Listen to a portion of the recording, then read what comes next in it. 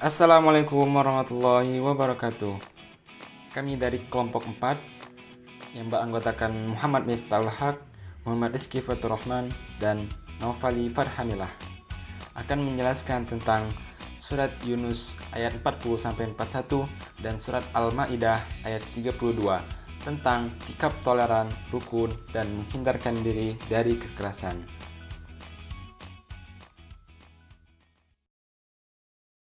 وَمِنْهُمْ مَنْ يُؤْمِنُ بِهِ وَمِنْهُمْ مَنْ لَا يُؤْمِنُ بِهِ وَرَبُّكَ أَعْلَمُ بِالْمُفْسِدِينَ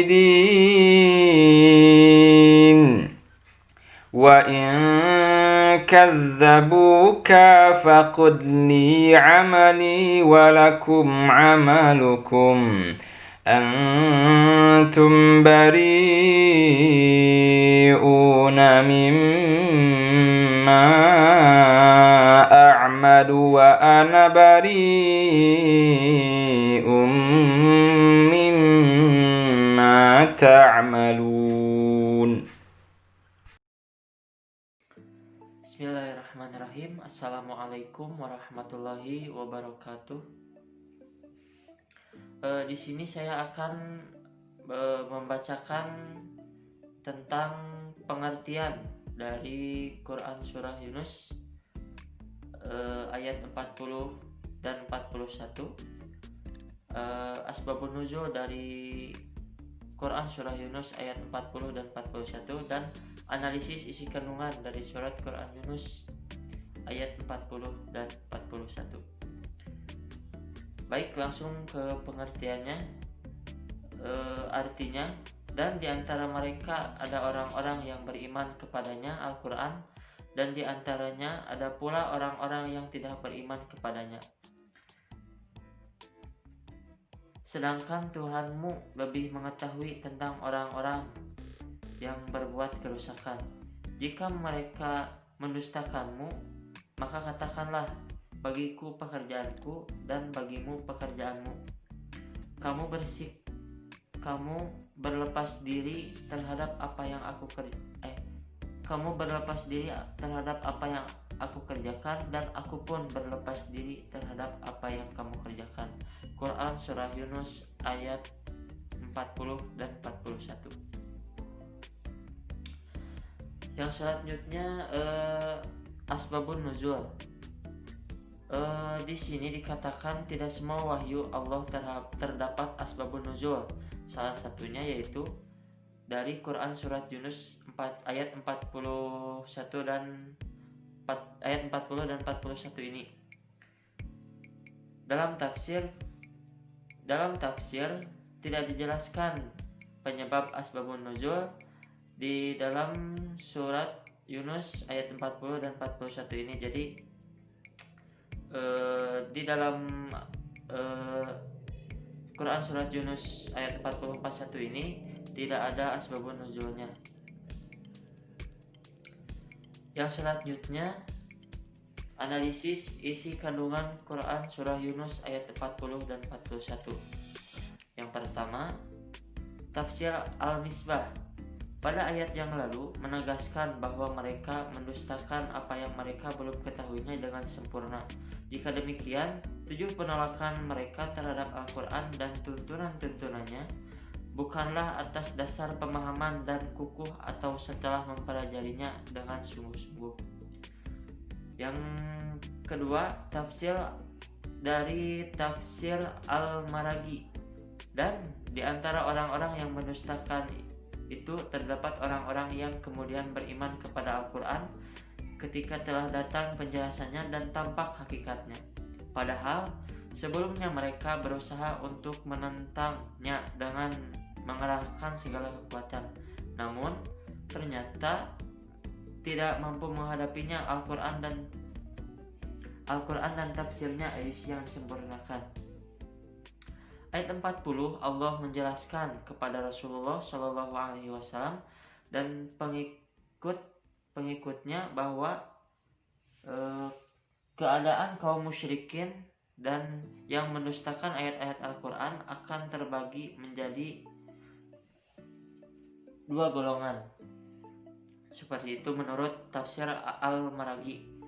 Yang terakhir, tafsir menurut Muyassar. Di sini dikatakan ayat 40, di antara manusia ada yang membenarkan Al-Quran dan ada yang mendustakannya, sampai ia bertemu dengan Robnya dalam keadaan kafir, dan Allah lebih mengetahui orang-orang yang berbuat kerusakan, menolak kebenaran, mengikuti kebatilan, menyombongkan diri terhadap petunjuk, dan berpaling dari dalil. أعوذ بالله من الشيطان الرجيم من أجل ذلك كتبنا على بني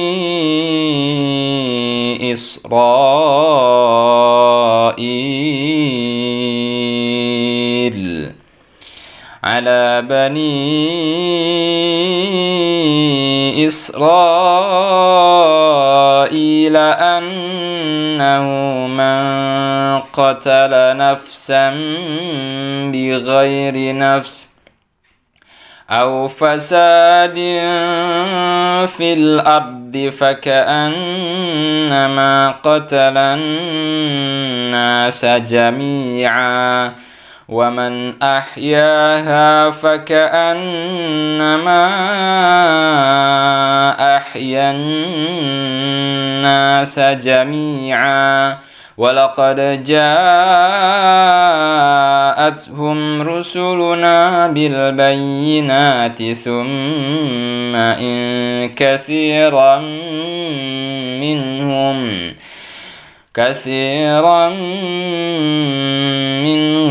بعد ذلك في الأرض لمسرفون.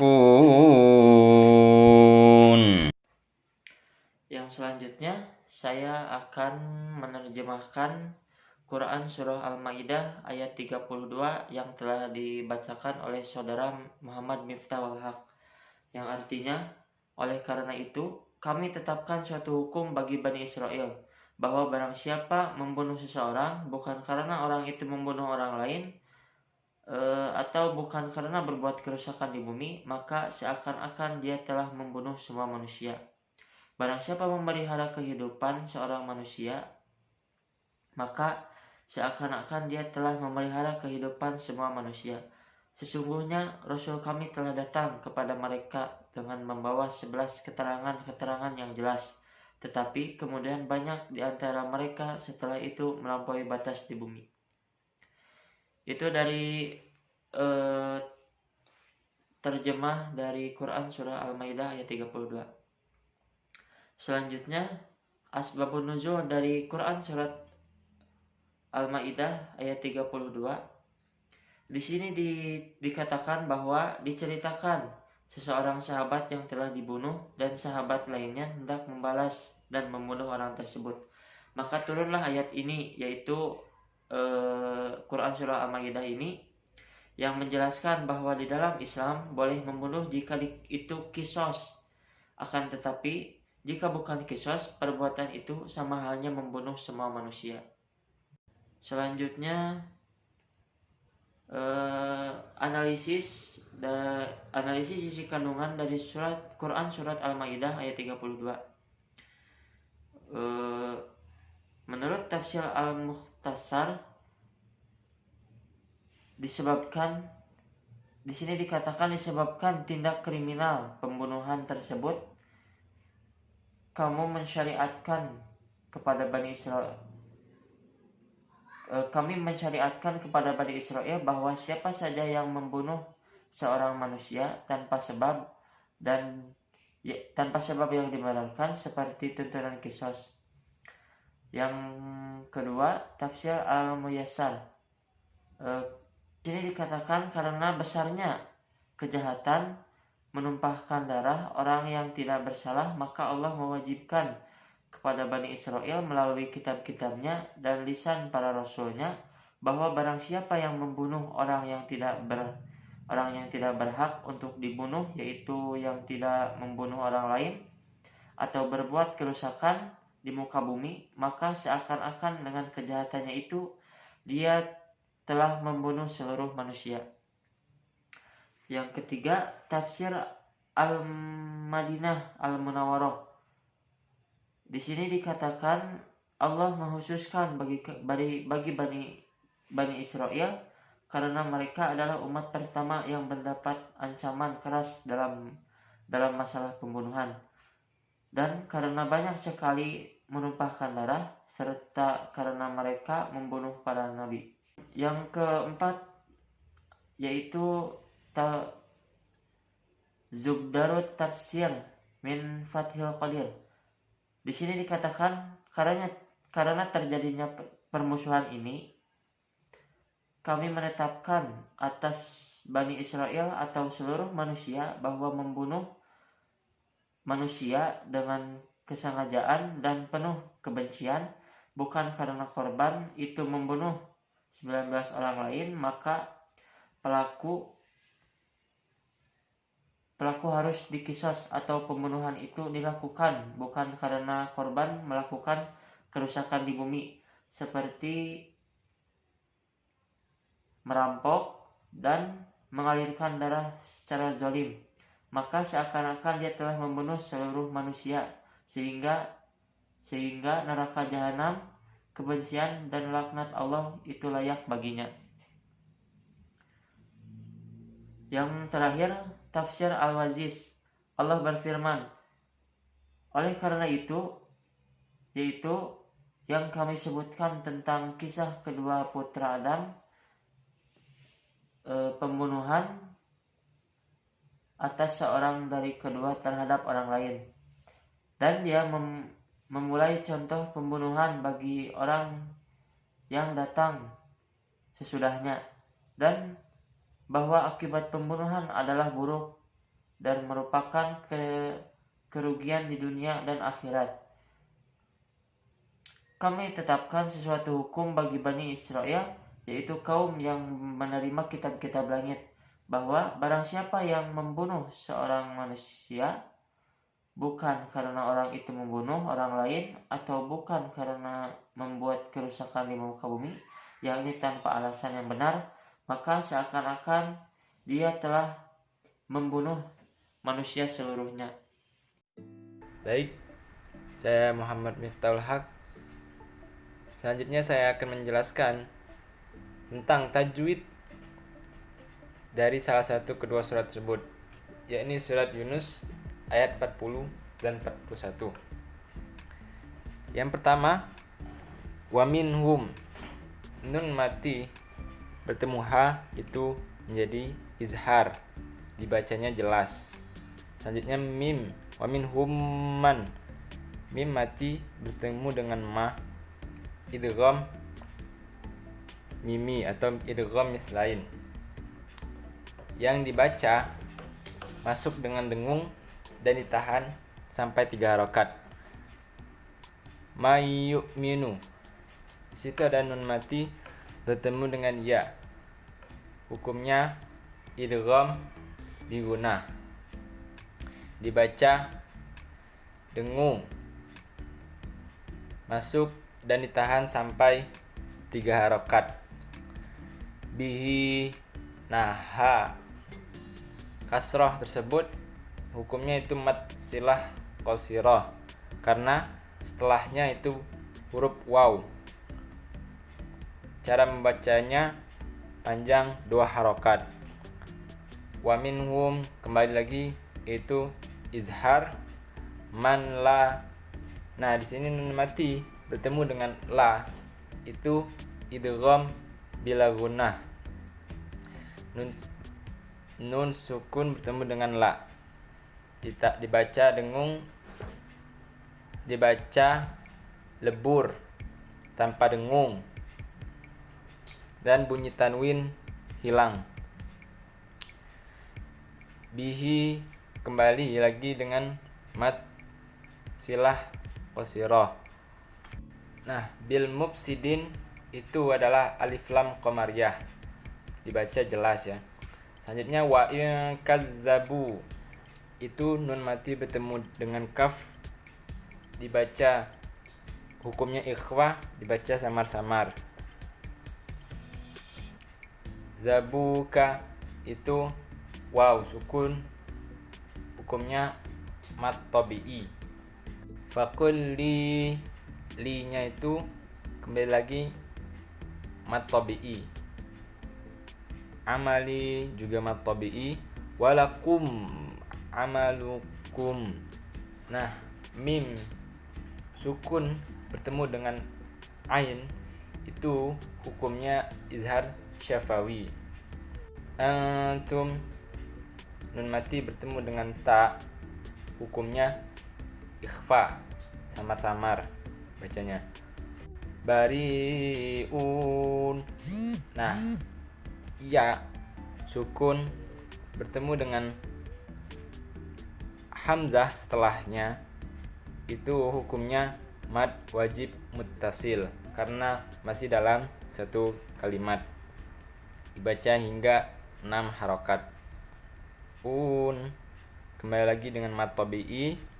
Mimma gunnah. Bariun.